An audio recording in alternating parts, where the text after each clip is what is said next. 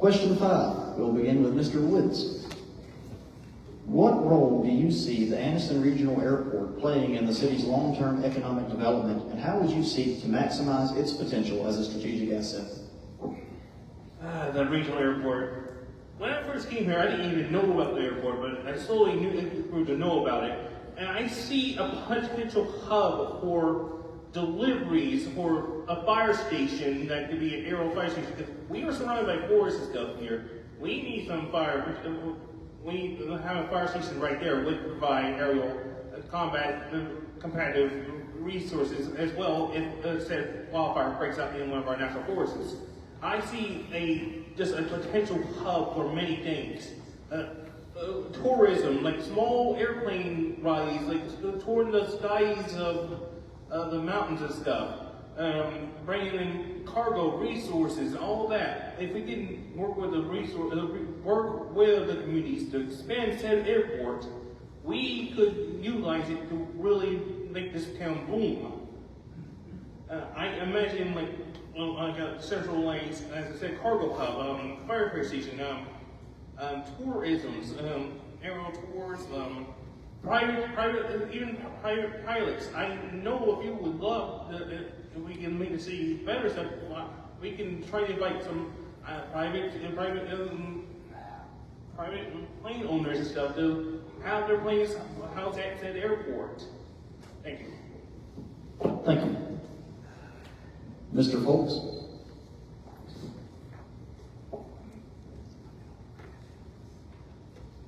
The airport is one of those things that near and dear to me because it's one thing I've known that airport existed for quite some time. As a soldier for McClellan, we used to fly out of that airport.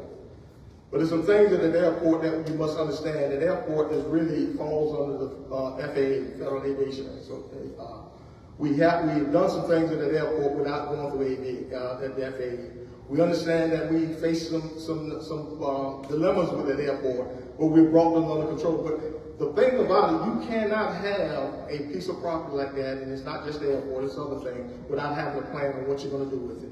We got to work together and say what that plan is going to be. There's conversation that's going on, and the conversation continuously going on. But again, we have to figure out what we have out there, what can be used where. We have a fire department out there, there's some fire training that can be done up there. There's conversations that's going on both locally as well as nationally, as well as statewide that can happen out there. But everybody has to be included. We've got a relationship with the FAA now where everybody's understanding. We're able to get the fine out, where we're able to get a plan going on. We got now budget items where we actually put some money into the airport. But at one time, nobody could really understand who had the responsibility. The only thing the city had with the airport was the liability of it.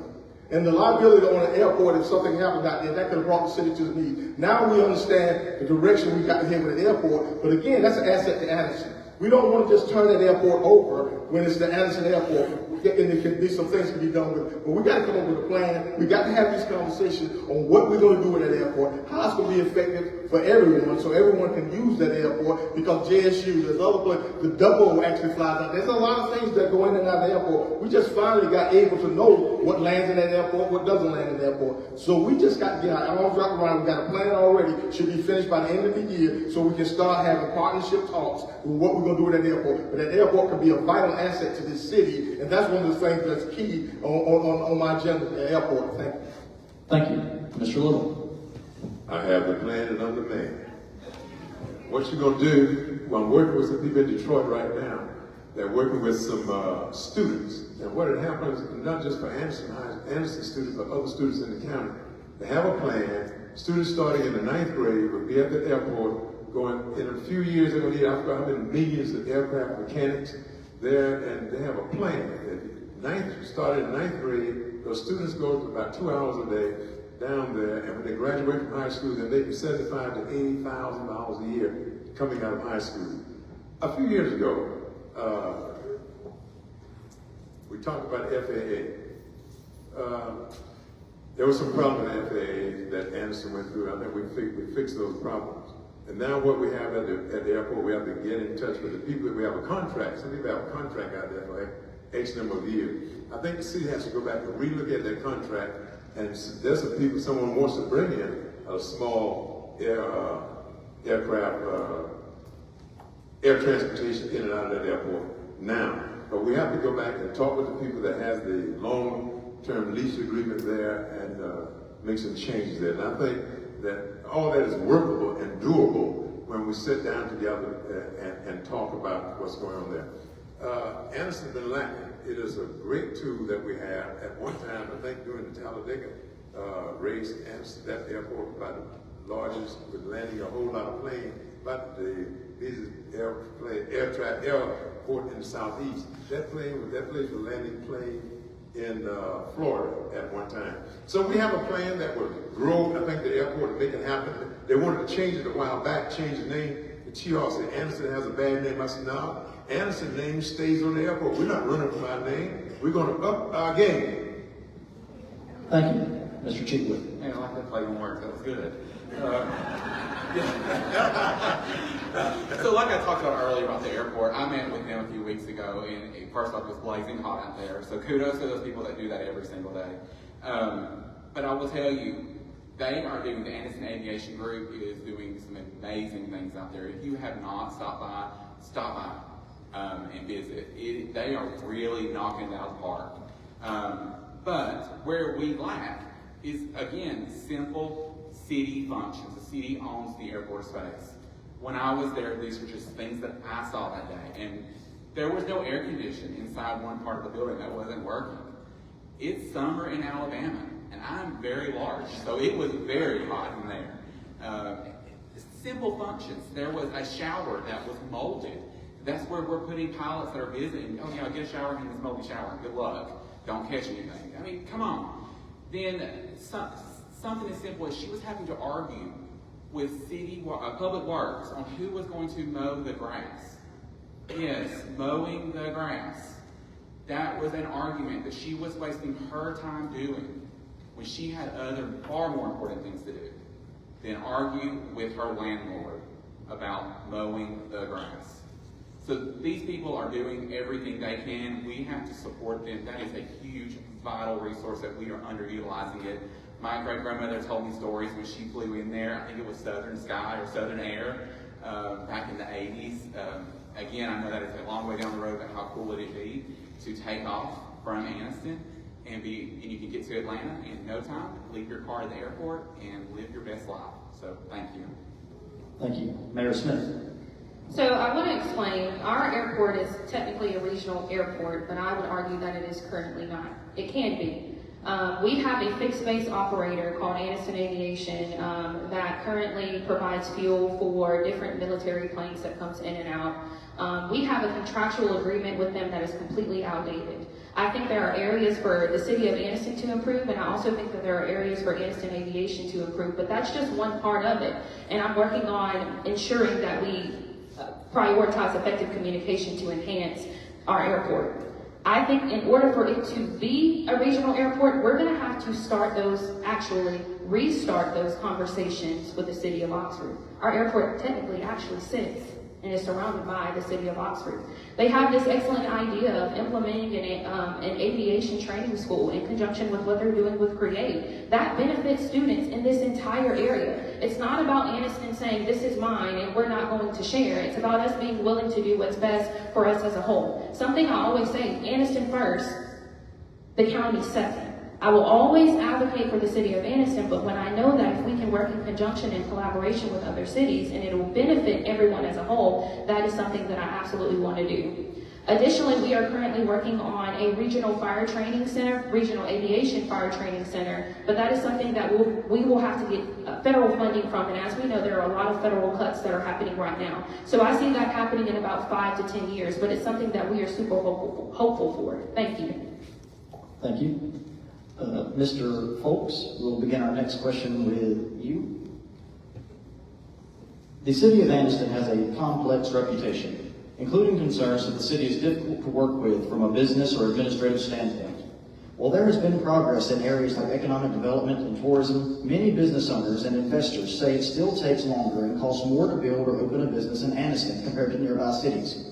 As mayor, how would you address these challenges and strengthen public perception of Anniston both within the region and beyond to support investment, civic pride, and long-term growth?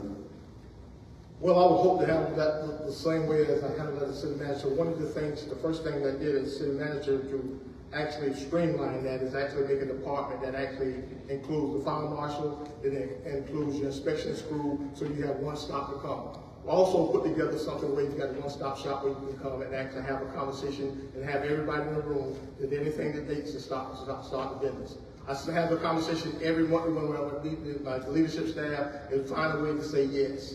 But we have to understand certain things here. Sometimes some of the person who wants to start the business expectation and their expectations of what you can do within the limits of policy sometimes may not be the same. And sometimes if you're talking about the inspection, what you're operating, there's certain inspection books that you operate out, they're broken down by years. Oxford may be operating on a year and Anderson's ahead of that, so there may be different things that you can operate from the inspection, but you have to go through those proper licensing process that has to happen. We work hard on that to make sure you streamline it so you can make sure that you have someone to talk and have this conversation, but find a way to say no. And if someone has a problem, please come and talk to someone else if you don't get the answer that you want. We'll make sure that we have an answer that everybody understands. Sometimes it's just miscommunication. Sometimes it's not. I've heard that. I've heard individuals that they say with a problem.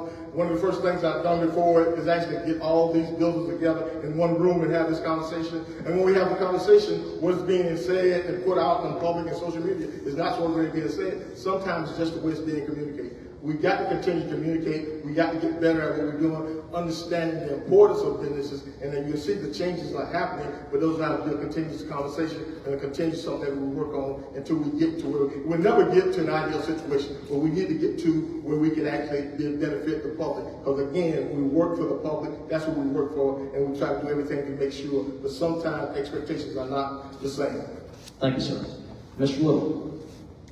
The solution is simple. Put the Planning Commission and Zoning Commission in check. But Anderson, for the longest, they try hard to say no.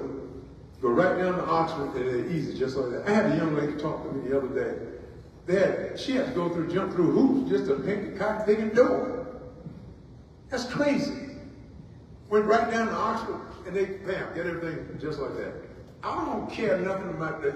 As long as it's not a safety violation and a safety hazard, before a business is turned away, Ben Little will be intricately involved. And if they have a problem, and the Planning Commission, Zoning Commission have a problem, and you come to the city. If there's a problem with our ordinance or whatever, the council can fix that. Cut it out. It's simple, but I think sometimes people have business in other areas. I'm just talking about what I'm talking about. They have business in other areas, and they intend for Anderson to go down. They try to make it hard because they don't want Anderson to grow. That's a problem. You put people on the board that wants in tune with the council, and everyone growing together. If you have a problem, come talk with the council. If we need to go and look at it, like I said, change the ordinance, change whatever, a policy, whatever we need to do, let's make it happen. As long as it's not safety violation. How can one city do it, 2 cities do it, 3, 4, 5 cities do it, and Anderson can't find a way to make it happen? That's 3 more minutes, thank you, sir. But, all right, but it's simple. The Planning and Zoning Commission stop the mess and put people in City Hall that can do some licensing, and it's all simple. It's easy to do. Thank you. Mr. Jenkins. Yeah, so this question was written for me. As a new small business owner who renovated a property downtown, like I said previous, that was the hardest thing I have done in my entire life. These hoops we jumped through were ridiculous. I couldn't help but almost laugh when it was said, well, we say yes. That is not my experience with the city. It was, no, we can't do this. No other explanations, no plans. Hey, let's work together. It was, no, we can't get this done. And as Mr. Little spoke about the woman with the door, I know exactly who is referencing, and she moved. She relocated to Oxford because of trouble she was having here in Anniston. Me and her had a detailed conversation, and she's not the only business owner that left because of it.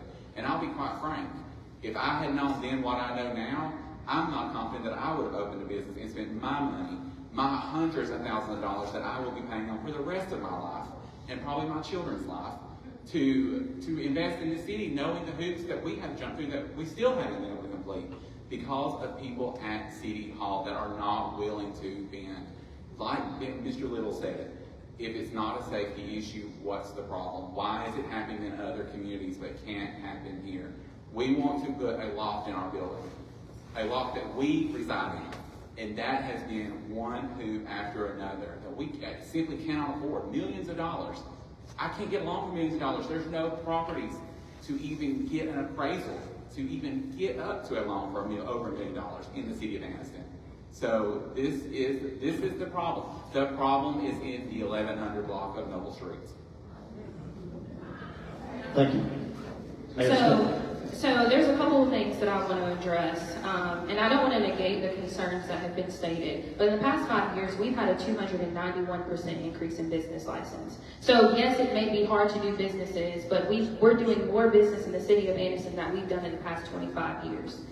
I also want to say something else. The Planning Commission and Zoning Board were mentioned. They do not have the final say. They offer recommendations to the City Council. So bottom line, we have a policy issue. The first thing that I would recommend specifically in the downtown district is potentially a historic fire protection district, which will decrease some of the restrictions that are placed or imposed on a lot of the business owners in that area, but it won't increase any liabilities. The issue that we are having is we have a lot of these old vintage buildings, but modern codes. And we are not able, people are having to put so much money in these buildings that they simply do not have based on the policy that we have. So I think there is an opportunity to reinvent the wheel when it comes to policy barriers and addressing that in that way. Thank you. Thank you. Mr. Woods? Honestly, there's not much more I can add to what all my other candidates have said. I agree entirely with them on everything they said. Like, we need to reinvent the wheel. Like, we need to put some commissions in check and stuff. There's not honestly much more I can add. Thank you. Thank you. We have reached our final